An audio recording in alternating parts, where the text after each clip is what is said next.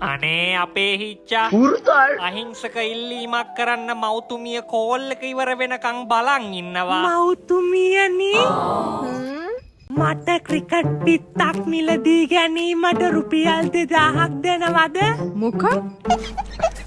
ඕව ගන්න මං ගාව සල්ලි නෑ. ගිහින් තාත්තගෙන් ඉල්ලගන්න. ඉතින් පියතුමා ඉන්න පිට රටනේ. ඉතින් කෝල් කරපු වෙලාවක ඉල්ලගන්න. අනේ මව්තුමිය පිටත්ව යනවා.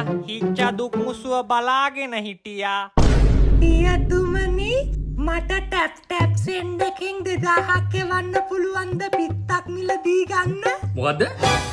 ගිය සතියේ තම්මට සල්ලි දැම්ම නේද? මොකද්ද ඒකට උනේ? මව්තුමිය මට ඒවා දෙන්නේ නෑනේ. නෑ. ඔහොම සල්ලි නාස්ති කරන මම ගාව සල්ලි නේ. මොකක් හරි කරගන්න. අනේ පියතුමනි නෑ දැන් එකපාරක් කිව්වනේ. අද කාලේ පොඩි උන්ගේ ඕක තමයි ප්‍රශ්නේ. කිසි වගකීමක් නෑ. අපේ කාලේ නම් අපේ අම්බලෙන් අපි ඔහොම සල්ලි ඉල්ලුවේ නෑ. ඒ කාලේ ඉස්කෝලේ යන්න විතරක් අපි කිලෝමීටර් 5ක් 6ක් පයින් ගියා. බලන්න කෝ තේරෙන්නේ නෑනේ අපි මේ සල්ලි හම්බ කරන කන කට්ට. ඔහේ වියදම් කරනවා. මං ඔයාට සල්ලි අතපත ගන්න දෙන්නේ ඔයා හරි වයසට ආවට පස්සේ. වගකීමක් ගන්න පුළුවන් කියලා මට තේරුණාට පස්සේ.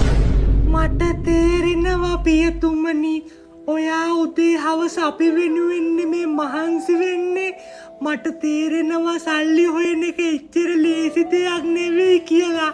මම මොනවා හරි කරගන්නම්. අයියෝ ඒක බලන්නේ කොහොමද? ඉච්චා මම රට ගියාට පස්සේ උඹ සෑහෙන හැදිලානේ. ඔන්න ඔහොම තමයි වගකීමකින් වැඩ කරන මිනිස්සු කතා කරන්නේ. It was at this moment that he knew he f***ed up. වගකීමක් ගන්න දන්න මිනිස්සු ඒ විදිහටද කතා කරන්නේ? නැතුව ඔහොම තමයි. අනේ එහෙනම් මට දැන් 2000ක් ගන්නකෝ.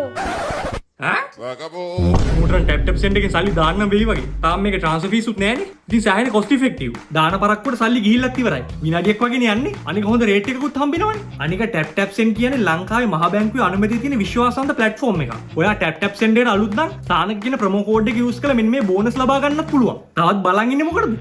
ටැප් සෙන්ඩ් ඇප් එක දැම්ම ඩවුන්ලෝඩ් කරගන්න. රට ඉන්න ඔයාට ලංකාවට සල්ලි එවන්න තියෙන ලේසිම පහසුම හොඳම ක්‍රමයක් තමයි මේක.